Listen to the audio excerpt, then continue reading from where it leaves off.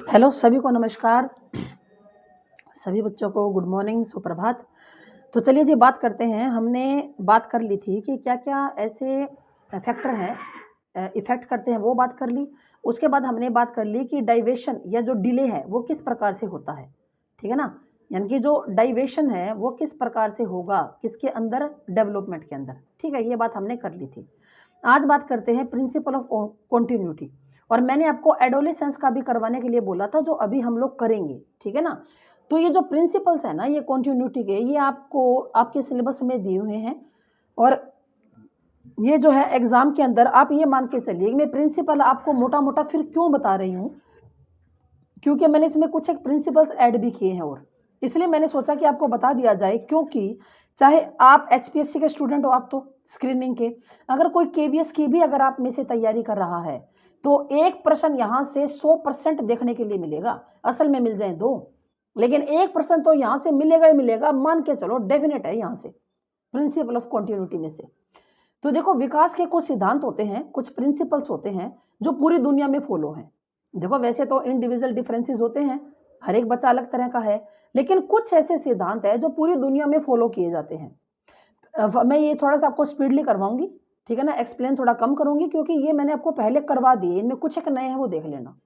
निरंतरता का सिद्धांत, प्रिंसिपल ऑफ कॉन्टिन्यूटी, जो मैंने आपको ये बात कई बार बता चुकी हूँ कि विकास जो है वो बूम टू टूम होता है, यानी कि गर्भ से लेकर कब्र तक निरंतर लगातार होता है। विकास कभी भी नहीं रुकता। मतलब आप यूं कह सकते हो कि एक लाइफ लॉन्ग प्रोसेस है, निरंतर लगातार कंटिन्यूटी चलता है विकास जो है। ये कॉन्सेप्शन टू डेथ, जब गर्भ के अंदर जो बच्चा बनता है, कॉन्सेप्शन होती है, ठीक है ना, तब से लेकर डेथ तक ये लगातार चलता है, लगातार चलता है। विकास कभी नहीं रुकता। हाँ, रेट में भिन्नता होती है। ये हो सकता है कि कोई बच्चा 1 साल का चलना सीखे और कोई बच्चा 1.25 साल का चलना सीख जाए, या कोई 1.5 साल का चलना सीख जाए। रेट में अलग, रेट में भिन्नता है भाई, ठीक है ना? रेट का मतलब क्या होता है? दर, दर अलग अलग है। हो सकता है कि कोई बच्चा 2 साल का बोलना सीख जाए और कोई बच्चा 3 साल तक भी ना बोले। ये इंडिविजुअल डिफरेंसेस है, लेकिन वो लगातार चलेगा। लगातार बच्चा बोलेगा भी, दौड़ेगा भी, हंसेगा भी, बात भी करेगा, सभी कुछ करेगा भाई, ठीक है। उसके बाद देखो, नेक्स्ट है हमारा क्या, कि एक मिनट रुकिए, हाँ जी। अब देखो आगे है यूनिफॉर्मिटी, ये लो जी, हाँ जी। अब देखो आगे है uniformity of patterns, uniformity of pattern. ये यूनिफॉर्मिटी क्या है? विकास क्रम में एक रूपता, यानी कि जो विकास है ना वो यूनिफॉर्म, जैसे यूनिफॉर्म नहीं होती स्कूल के अंदर बच्चों के एक जैसी होती है। किसी भी स्कूल के अंदर अगर मान लो व्हाइट शर्ट लगा दी और ग्रे पैंट लगा दी, तो सभी बच्चों की एक ही जैसी होगी। तो वहां से ये यूनिफॉर्म शब्द है ना, वहां से चुरा लो भाई, वहां से उठा लो इसको, यूनिफॉर्म शब्द को। यूनिफॉर्म एक जैसा होता है, तो विकास का जो पैटर्न है ना वो भी एक ही जैसा होता है, एक रूपता होती है। मतलब पूरी दुनिया में विकास जो है ना वो एक ही तरह का होगा। एक तरह का कैसे? कि बच्चा पहले गर्भ में होगा, फिर वो शैशवावस्था के अंदर होगा, उसके बाद बच्चा किसके अंदर? बाल्यावस्था के अंदर जाएगा, और फिर बच्चा किशोरावस्था के अंदर जाएगा भी। विकास के क्रम में क्या है? एक रूपता होती है। बच्चा पहले बैठेगा, फिर बच्चा जो है घुटनों के बल चलेगा, फिर बच्चा खड़ा होना सीखेगा, किसी फर्नीचर को पकड़कर या धीरे धीरे कुर्सी मेज को पकड़कर धीरे धीरे चलेगा, उसके चारों तरफ, चारपाई के चारों तरफ चलेगा, और उसके बाद बच्चा चलना शुरू कर देगा, फिर बच्चा दौड़ना शुरू कर देगा। बच्चा पहले क्या करेगा? पहले बच्चा, कोई भी बच्चा हो, पहले वो क्राइंग करता है, यानी कि बच्चा रोता है। उसके बाद बच्चा कूइंग करता है। कूइंग, कूइंग क्या होता है? जैसे च च च च प प प प त त त ऐसे करता है। उसके बाद बच्चा बेबलिंग करता है। बेबलिंग क्या करता है? बच्चा बेबलिंग करता है। तो ये बेबलिंग क्या होती है? बच्चा बड़बड़ाता है ना? बच्चा क्या करता है? बड़बड़ाता है। तो उसके बाद बच्चा क्या करता है? वन वर्ड, एक शब्द बोलना शुरू करता है, वन वर्ड। ठीक, उसके बाद बच्चा क्या करता है? टेलीग्राफिक स्पीच, फिर दो दो शब्दों को बोलना स्टार्ट करेगा। अब आप दुनिया में कहीं चले जाओ, चाहे अमेरिका है, कनाडा है, त्रिनिडाद है, फिजी है, मॉरिशस है, कोई भी देश क्यों ना हो, चीन है, जर्मनी है, ऐसे थोड़ी ना होता है बच्चा पहले किशोरावस्था के अंदर आ जाएगा। एक रूपता है, सारे एक ही प्रकार के होंगे बच्चे सारे, ठीक है ना? फिर है rate of growth and development is not uniform. जो दर है ना, दर, रेट, दर, दर यूनिफॉर्म नहीं है, यूनिफॉर्मिटी नहीं है दर के अंदर। यानी कि वृद्धि और विकास की गति की दर में भिन्नता है। हाइट सबकी अलग अलग होती है, वजन सबका अलग अलग है ना? किसी के दांत पहले निकल जाते हैं, किसी के बाद में, किसी के नीचे के दांत पहले निकलते हैं और किसी किसी के बच्चे के ऊपर के दांत भी पहले निकल आते हैं, ठीक है ना। किसी के दांत तो 6 महीने की आयु के अंदर निकल आते हैं, किसी के दांत 8 महीने में निकलते हैं। तो ये दर है ना, दर ये अलग अलग होती है, ठीक है ना। कोई बच्चा बोलना पहले सीख जाता है, कोई बाद में बोलेगा। कोई बैठना 5 महीने का बच्चा है वो बैठ रहा है, थोड़ा थोड़ा बैठ जाता है। कोई बच्चा ऐसा है 8 महीने का ही बैठना सीखता है। तो जो वृद्धि और विकास की गति है दोनों की अलग अलग होती है, दर दोनों की अलग अलग है। समझ गए ना मेरी बात को, कि जो दोनों की जो दर है, जो रेट है डेवलपमेंट का और ग्रोथ का, अब ऐसा थोड़ी ना है कि सभी बच्चे जो हैं सबकी हड्डियां एक ही समान बढ़ेंगी या सबका किडनी एक ही समान ऐसे बढ़ेंगे, ऐसे थोड़ा ना है। तो ये दर के अंदर क्या होती है, भिन्नता होती है। उसके बाद प्रिंसिपल ऑफ इंडिविजुअल डिफरेंसेस, व्यक्तिगत अंतर का नियम, कि हर एक कोई भी इंसान हो, कोई भी बच्चा हो, उसका इंटरेस्ट अलग अलग होगा। उसका क्या होगा, इंटरेस्ट अलग होगा, क्योंकि व्यक्तिगत अंतर है ना भाई, इंडिविजुअल डिफरेंसेस है, सारे एक जैसे थोड़ी ना होते हैं। एक ही माता पिता के पैदा किए हुए बच्चों में भी एक रूपता नहीं पाई जाती, वो भी अलग अलग होते हैं, उनमें भी डिफरेंस देखने के लिए मिलता है। यो तो अगर मान लो आप ट्विंस को देखोगे ना, जुड़वा भाइयों को या जुड़वा बहनों को या भाई बहनों को, तो ट्विंस होते हैं ना, वो भी अलग अलग होते हैं। उनके इंटरेस्ट के अंदर अंतर होता है, उनका एटीट्यूड अलग है, एप्टीट्यूड अलग है। ये एटीट्यूड क्या होता है, हम लोग तो एटीट्यूड का मतलब समझते हैं कि घमंड है, ऐसे बोलते हैं ना आजकल, उसमें तो बड़ा एटीट्यूड है भाई, उसमें तो बड़ा घमंड है। ये घमंड नहीं होता, ये गलत वे में हम इसको लेके जा रहे हैं। एटीट्यूड का मतलब होता है अभिवृत्ति, भी चीजों को देखने का नजरिया अलग अलग होता है। जैसे मान लो दो दोस्त हैं और दोनों जो दोस्त हैं, दोनों जो है उनके पास साइकिल है भाई, दोनों दोस्तों के पास क्या है, एक एक साइकिल है, और दोनों साइकिल से डेली क्या जाते हैं, स्कूल में जाते हैं भाई, ठीक है। तो उनमें से एक दोस्त तो दुखी है और एक दोस्त सुखी है, क्यों भाई, क्या कारण, एक तो दुखी है दोस्त और एक दोस्त क्या है, सुखी है। कारण क्या है, कारण है कि उनका एटीट्यूड अलग है। एक दोस्त दुखी क्यों है, क्योंकि उसके साइड से गाड़ियां जा रही हैं, बाइक जा रहे हैं, है ना। तो वो सोच रहा है कि मैं साइकिल के ऊपर इतना दुखी होता हूँ ऐसे और जाता हूँ, कितनी मेहनत लगती है, कि भगवान अगर मुझे एक बाइक दे दे या एक गाड़ी, अगर भगवान मेरे को मतलब ऐसा इतना पैसा दे दे कि मैं वो खरीद लूँ, तो क्या मैं सुखी ना हो जाऊँ। तो वो दुखी है उनको देखकर। अच्छा, एक बच्चा ऐसा है जो बिल्कुल सुखी है, वो सोचता है कि ये जो लोग पैदल जा रहे हैं ना, मैं उनसे तो बहुत ठीक हूँ, भगवान थैंक यू, तूने मुझे क्या दे दी, मुझे साइकिल तो दे दी, है ना। अब जैसे कई बार दिखाते हैं ना, ये यूट्यूब के ऊपर आता है कि एक तो भी लड़का है और एक लड़की है, तो जो लड़की है उसके पास एक अलमारी भर के कपड़े हैं, फिर भी वो दुखी है। वो कहती है हाय कोई शादी है, मेरे पास पहनने के लिए कपड़ा ही नहीं है ना। और वो लड़का है उसके पास 4 जींस की पैंट है, वो कहता है इतने कपड़े हैं मेरे पास तो 4 साल भी लाने की जरूरत नहीं है अभी। तो ये नजरिया है देखने का, चीजों को देखने का नजरिया, कि आप किसी चीज को किस नजरिए से देखते हो, ये अभिवृत्ति नजरिया होता है, ठीक है ना। कोई तो 2 सूखी रोटी खाकर भी खुश है और कोई काजू बादाम खाकर भी खुश नहीं है, तो अपना तो नजरिया है अपना अपना। एप्टीट्यूड क्या होता है, अभिक्षमता, यानी कि आपको काम करने के अंदर कितनी आपकी अभिक्षमता, कितना एप्टीट्यूड है आपको काम करने के अंदर। कोई बच्चा ऐसा होता है जो डॉक्टर बनना चाहता है, क्योंकि उसके अंदर अभिक्षमता, एप्टीट्यूड ही ऐसा है कि वो डॉक्टर ही बनेगा। अगर घर वाले उसको धक्के से इंजीनियर बना देते हैं, मतलब नॉन मेडिकल दिलाकर, और कहते हैं कि तू इंजीनियर बन जा, वो इंजीनियर बन भी जाता है, लेकिन उसके मन के अंदर हमेशा क्या है कि मुझे डॉक्टर बनना था। जैसे किसी के अंदर अभिक्षमता क्या है कि वो वकील बनना चाहता है और वकील बनने के उसके अंदर गुण हैं, लेकिन माता पिता कहते हैं कि ना, तेरे को तो यूपीएससी का पेपर देना, तू उसी की तैयारी कर, छोड़ वकालत को, वकालत नहीं करनी तेरे को, ठीक है ना। तो वो बच्चा अपने माता पिता के दबाव में कर तो लेगा, लेकिन उसका जो एप्टीट्यूड है ना वो वकील वाला है। तो कोई भी जो व्यक्ति होता है उसको अंदर काम करने की अलग अलग अभिक्षमता, अलग अलग एप्टीट्यूड होता है उसके अंदर, समझ में आ रहा है ना। फिर हेरिडिटी और एनवायरनमेंट में भी अंतर आ जाता है, कि हम सबकी हेरिडिटी भी अलग है, हम सबका एनवायरनमेंट भी अलग है, ठीक है ना। अलग अलग वंश के कारण अलग अलग एनवायरनमेंट के अंदर अक्सर बच्चों के अंदर क्या आ जाता है, अंतर आ जाता है। उसके बाद देखो, development proceeds from general to specific, और ये बात तो अपनी कई बार हो चुकी है कि सामान्य से विशिष्ट क्रियाओं का, पहले बच्चा सामान्य काम करेगा फिर खास काम करेगा, ठीक है ना।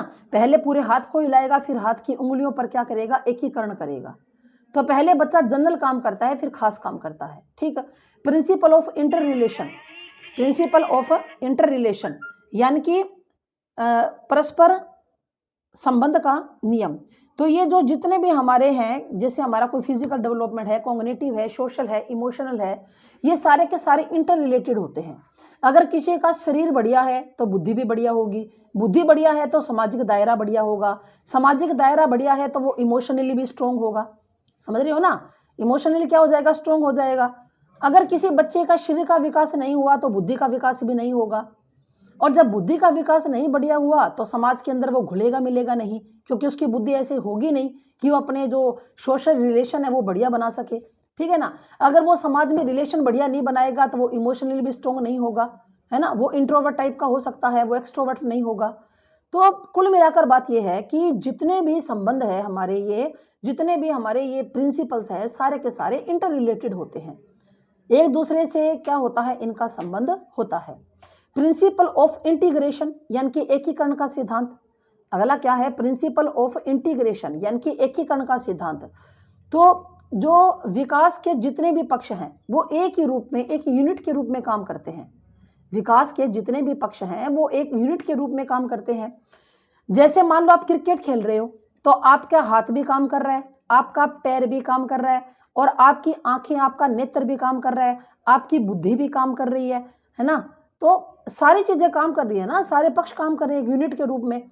आप क्रिकेट खेलोगे, हाथ में बैट को पकड़ लोगे, पैरों से दौड़ोगे रन बनाने के लिए, है ना, नेत्र आंखों से देखोगे बॉल कहां पर फेंकी और कहां तक आ गई, बुद्धि का प्रयोग करोगे, अब मेरे को कितना जोर से बैट मारना है या कितना धीरे मारना है।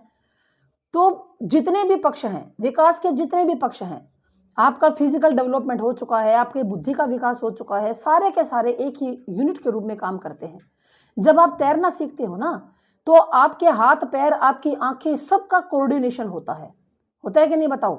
मैंने आपको करवाई थी ना, आपको याद होगा क्या करवाई थी मैंने आपको, ग्रोस मोटोर स्किल्स, और एक मैंने आपको करवाई थी फाइन मोटोर स्किल्स। तो ये दोनों जो है ना, ये मोटोर स्किल्स होती हैं। ठीक है, तो ये सब आपको आता है, छोड़ो आगे चलो। डेवलपमेंट इज प्रेडिक्टेबल, ये क्या है, ये प्रेडिक्टेबल है यानी कि अनुमान का नियम। आप पहले से अनुमान कर सकते हो, डेवलपमेंट का अनुमान कर सकते हो ना। आपको पता है कि बच्चा 6 महीने का हो गया तो बैठेगा। अगर कोई बच्चा 6 महीने का नहीं बैठता तो हम कहते हैं अरे क्या बात, तुम्हारा बच्चा 6 महीने का हो गया बैठता नहीं अभी, क्या बात भाई, इसको बिठाया करो, थोड़ा सहारा देकर, थोड़े आसपास को तकिए तकिए रखो, इसको बिठाओ भाई, 6 महीने का हो गया अब तो बैठना आना चाहिए इसको। अगर बच्चा 1 साल का हो गया और वो नहीं चलता तो सभी पूछेंगे अरे 1 साल का हो गया चलने लग गया क्या ये, अरे ये चल रहा है क्या, ना जी नहीं चल रहा। तो भाई इसको थोड़ा प्रैक्टिस कराया करो, इसके हाथ पकड़कर चलाया करो इसको, इसकी जो टांगे हैं वो मजबूत होंगी, है ना, इसके अंदर मैच्योरिटी आएगी टांगों के अंदर। अगर बच्चा नहीं बोलता तो आप कहते हो अरे इसको बोलना तो सिखाओ, थोड़े थोड़े सिखाया करो उसको। तो मतलब अनुमान लगाया जा सकता है, आप अनुमान लगा सकते हो कि इतने साल का बच्चा ये काम कर सकता है, जिसको हम लोग डेवलपमेंटल टास्क बोलते हैं। ठीक है ना, किसका बोलते हैं, डेवलपमेंटल टास्क बोलते हैं। तो विकास का पूर्वानुमान लगाया जा सकता है। हमें पता है कि अगर कोई लड़की है या लड़का है, जब वो एडोलेसेंस की पार कर जाए, यानी कि वो एडोलेसेंस के अंदर आ जाए, तो वो एक नई पीढ़ी को जन्म देने के लिए तैयार है। ठीक है ना, अगर मान लो 16 या 17 साल की लड़की है, एडोलेसेंस उसके अंदर आ चुकी है, लड़का है, ठीक है ना, 20 साल का लड़का है या 18 साल की लड़की है, तो वो एक नई पीढ़ी को जन्म देने के लिए तैयार हैं। हमें पता है, हमें अनुमान है उसका, हमें अनुमान है उसका कि ऐसा ये भी कर सकते हैं। ठीक है, क्लियर बात। उसके बाद देखो, अब आगे बात करते हैं प्रिंसिपल ऑफ डेवलपमेंटल डायरेक्शन की, जो विकास की दिशा का सिद्धांत, मोस्ट इंपोर्टेंट, यहां से 1% एग्जाम के अंदर आएगा, यहां से 1% आपको देखने के मिलेगा पक्का। आप यहां पर मोस्ट इंपोर्टेंट लिख सकते हो, हर बार आता है यहां से क्वेश्चन। तो ये कहते हैं कि विकास की दिशा का नियम। विकास क्या होता है, सेफलोकाउडल, सेफलो का मतलब क्या होता है, अरे सेफलो का मतलब होता है खोपड़ी, समझ रहे हो ना, सेफलो का मतलब क्या होता है, खोपड़ी, कि खोपड़ी बनती है गर्भ के अंदर, बच्चे की पहले खोपड़ी बनती है। जब एक माँ है और वो माँ 2.5-3 महीने का बच्चा है गर्भ के अंदर, 2-2.5 महीने का बच्चा है, 3 महीने का, और वो उल्टियां कर रही है, माँ क्या कर रही है, उल्टियां कर रही है ज्यादा, तो घर में जो बुजुर्ग औरतें वो क्या बोलती हैं, बच्चे की कपाली ही ऐसी है, कपाली, कपाली का मतलब क्या होता है, कपाल, कपाल किसको बोलते हैं, खोपड़ी को, अपनी भाषा में कह देते हैं लोकल, बच्चे की कपाली ऐसी है, कपाली का मतलब खोपड़ी, बच्चे का सिर बन रहा है, ये जानते सभी हैं। ये ना सोचो कि आप साइकोलॉजी पढ़ रहे हो तो आपको ही पता है। गर्भ के अंदर बच्चे का पहले सिर बनता है, सिर बनने के बाद बच्चे की धड़ बनती है, उसके बाद बच्चे के क्या बनते हैं भाई, हाथ बनते हैं, उसके बाद बच्चे के क्या बनेंगे, पैर बनेंगे, लास्ट के अंदर क्या बनेंगी, पैर की उंगलियां बनेंगी। तो धीरे धीरे धीरे धीरे बच्चा क्या बनेगा, इस दिशा के अंदर बढ़ेगा आगे। सेफलोकाउडल का मतलब क्या समझ गए, अब तो नहीं भूलोगे। सेफलो का मतलब है खोपड़ी, यानी कि मस्तकोदमुखी दिशा, मस्तक से अधोमुखी नीचे नीचे विकास होता है। पहले सिर का विकास होगा, है ना, और बच्चे के जो सिर का विकास होगा, इसी कारण एक जो बच्चा छोटा बच्चा होता है ना, एक जो बच्चा छोटा होता है तो उसका जो सिर होता है, बालक का जो सिर है, वो शरीर की तुलना में क्या होता है, वो बड़ा होता है। बालक का सिर तो बड़ा होता है और जो शरीर है वो क्या होता है भाई, शरीर बालक का पतला छोटा होता है, सिर बड़ा होता है। जैसे आपको पता है सभी को, आपको कि घर में जो छोटा बच्चा होता है तो हम 2-2.5 महीने तक बच्चे को जब गोद में लेंगे ना तो उसकी सिर के पीछे हाथ रखते हैं, क्योंकि वो अपनी गर्दन को संभालता नहीं है। क्यों नहीं संभालता, कि बच्चे का जो सिर है वो बड़ा होता है, भारी वजन होता है बच्चे के सिर के अंदर, और शरीर के अंदर वो मैच्योरिटी नहीं है वो सिर को संभाल सके। इसलिए क्या किया जाता है, बच्चे के सिर पर पीछे हाथ रखा जाता है, ऐसे हाथ रख के हम बच्चे को गोद में उठाते हैं, क्योंकि बच्चे का सिर ऐसे आगे पीछे यूं यूं यूं यूं घूमेगा। जैसे जैसे बच्चा बड़ा होगा, मैच्योरिटी उसकी आ जाएगी, बच्चा लगभग 3 महीने का जो बच्चा होता है ना, वो अपने सिर को अच्छी तरह संभाल पाता है, सिर को वो संभालने लग जाता है 3 महीने का बच्चा। अब आप में से कोई कहोगे मैडम जी मेरा बेटा तो 2 महीने का संभालने लगा था। इंडिविजुअल डिफरेंसेस आपको हर कहीं देखने के लिए मिलेंगे, ठीक है ना। जो इंडिविजुअल डिफरेंसेस होते हैं ना वो आपको हर कहीं मिलेंगे देखने के लिए। ऐसा नहीं है कि सारे बच्चे ही 3 महीने का सिर उठाते हैं, पर ज्यादातर एक एवरेज है कि 2.5-3 महीने का बच्चा जो है ना वो अपने सिर को संभाल लेता है, ठीक है। तो आप इस विकास को कौन सा कहोगे, आप इसको लॉन्गिट्यूडिनल लंबवत विकास भी कह सकते हो। अगर आपसे ये पूछ लिया जाए कि जो सेफलोकाउडल विकास है वो किस प्रकार का है, आप कहोगे वो लॉन्गिट्यूडिनल है, लंबवत है। अरे लंबवत है, सिर बनेगा, धड़ बनेगी, पैर बनेगी, लंबवत नहीं है। या आप इसको वर्टिकल भी बोल सकते हो, वर्टिकल लंबाई होता है भाई, या लॉन्गिट्यूडिनल भी बोल सकते हो। तो इन दोनों बातों को ध्यान में रख लेना भाई, ठीक है। उसके बाद है जी प्रोक्सीमोडिस्टल, उसके बाद है प्रोक्सीमोडिस्टल। प्रोक्सीमोडिस्टल क्या होता है, इसको आप हॉरिजॉन्टल बोलते हैं, हॉरिजॉन्टल, ठीक है ना। हॉरिजॉन्टल समझ गए ना, इस तरह से सब ये लो जी, हॉरिजॉन्टल है, और ये क्या है, ये लंबवत है, ये वर्टिकल है। तो जब बच्चे के शरीर के आंतरिक अंग पहले बनते हैं, क्या बनते हैं, शरीर के आंतरिक अंग, जो जैसे हमारी जो स्पाइनल कॉर्ड है, हमारी जो क्या है स्पाइनल कॉर्ड है, ये सबसे पहले बनती है भाई। स्पाइनल कॉर्ड बनने के बाद धीरे धीरे अंदर छोटी आंत, बड़ी आंत, अग्नाशय, यकृत, हार्ट, धमनियां, वो सारी बनती हैं। धीरे धीरे धीरे धीरे हाथों की जो उंगलियां हैं वो बनती हैं। तो आप इसको समीप से दूर का विकास भी बोल सकते हो, आप केंद्र से बाहर की ओर भी बोल सकते हो, केंद्र से सीमाओं की ओर भी बोल सकते हो, पास से दूर की ओर भी बोल सकते हो। इन दोनों में कंफ्यूज मत होना भी। और ये एस्टेट के एग्जाम के अंदर भी आया था, एस्टेट पीजीटी में और टीजीटी में दोनों में आया था। अब की बार जो एस्टेट का एग्जाम हुआ ना, तो ये टीजीटी के अंदर भी पूछा गया था और ये पीजीटी के अंदर भी पूछा गया था, ये दोनों के अंदर आया था आपके एग्जाम के अंदर, टीजीटी प्लस पीजीटी के अंदर, सेफलोकाउडल और प्रोक्सीमोडिस्टल, ठीक है ना। उसके बाद देखो आगे हम लोग बात करते हैं, ये देखो जी, हाँ जी, आगे बात है हमारी development is spiral and note linear. Development जो होता है ना वो स्पाइरल होता है, ऐसे आपने वो देखा हो ना फिल्म के अंदर, हीरो है, एक्सीडेंट हो गया और वो टीवी सा होता है, उसके अंदर ऐसी आवाज आती है टू टू टू टू टू टू टू टू, है ना, इमरजेंसी में, और ऐसे गोल गोल जैसे स्प्रिंग होता है ना, ऐसे देखो, ऐसे ऐसे ये ऊपर नीचे ऊपर नीचे ऊपर नीचे ऐसे चलती है। सीधी रेखा का मतलब मर गया, डेड। अगर कोई मतलब हीरो है, हीरोइन है, अगर सीधी रेखा आ जाए ना उस टीवी में, छोटे से टीवी में, समझ मर गया। और अगर यूं आगे पीछे ऊपर नीचे यूं आए ना, यूं यूं आगे ऊपर नीचे ऐसे स्पाइरल, तो इसका मतलब अभी जो है ना वो चल रही है अंदर, है ना, क्रिया चल रही है, मरा नहीं अभी तक। तो विकास भी सीधा नहीं होता, वर्तुलाकार होता है। यानी कि विकास कैसे होता है, ऐसे यूं स्पाइरल होता है भाई। यानी कि बच्चा क्या करता है कि अपने विकास के पक्ष को मजबूत करते हुए आगे बढ़ता है, और कई बार वो पीछे की ओर भी आता है उसको मजबूत करने के लिए, ठीक है ना। जैसे बच्चे ने 1-2 शब्द बोलना सीख लिया, अब वो उन शब्दों को अभी वो तोतला बोल रहा है, लेकिन ढंग से बोलने के लिए वो पीछे की तरफ भी जाता है, उनको मजबूत करता है अपने विकास को। तो ये नॉट लीनियर बट स्पाइरल, ये स्पाइरल है, लीनियर नहीं है। विकास कभी भी सीधा नहीं होता, बल्कि क्या होता है, वर्तुलाकार, सर्पिलाकार, ठीक है ना, आप इसको कह सकते हो, वर्तुलाकार होता है, सर्पिलाकार होता है। क्लियर बात? चलो जी, अब उसके बाद बात करते हैं, ये सारे के सारे आपको टिप्स पर याद होने चाहिए। Early development is more critical than later. तो ये तो एक डिबेट भी है कि जो प्रारंभिक विकास की महत्ता सबसे ज्यादा है बाद वाले विकास से। अगर आरंभ के 5-6 वर्षों में बालक का विकास बाद वाले विकास से ज्यादा महत्वपूर्ण होता है। जो भी बच्चे को बनना होता है, ठीक है ना, फ्रेड ने कहा था कि वो जो भी बच्चे को बनना होता है वो आरंभ के 4-5 वर्षों के अंदर बच्चा बन जाता है। जो भी बच्चे को क्या होता है, बनना होता है, आरंभ के 4-5 वर्षों के अंदर बच्चा बन जाता है, ठीक है ना। तो जो विकास होता है ना, विकास, वो प्रारंभिक विकास ज्यादा क्रिटिकल है ना, देन लेटर। अब जैसे मान लो किसी का बचपन ही ढंग से नहीं बीता, बचपन के अंदर ही उसको बहुत सारी परेशानियों का, दिक्कतों का सामना करना पड़ा, तो वो आगे कैसे फिर बढ़िया उसका हो जाएगा। तो ये मुश्किल है, पहले वाले विकास का प्रभाव जो है वो बाद में देखने के लिए मिलता है। उसके बाद development is the product of maturity and learning. विकास परिपक्वता और सीखने का उत्पाद है। बिल्कुल, जितना मैच्योर होगा वैसा ही सीख पाएगा, ठीक है। अगर कोई बच्चा मैच्योर नहीं है तो वो ज्यादा कुछ नहीं सीख पाएगा। बच्चे को आप उतना ही सिखा सकते हो जितने बच्चे के अंदर मैच्योरिटी है, ठीक है। उसके बाद देखो आगे बात करता है, ये कहता है कि जो डेवलपमेंट है वो प्रोसीड्स फ्रॉम हेट्रोनॉमी टू ऑटोनॉमी। ये निर्भरता से स्वायत्तता की ओर बढ़ता है।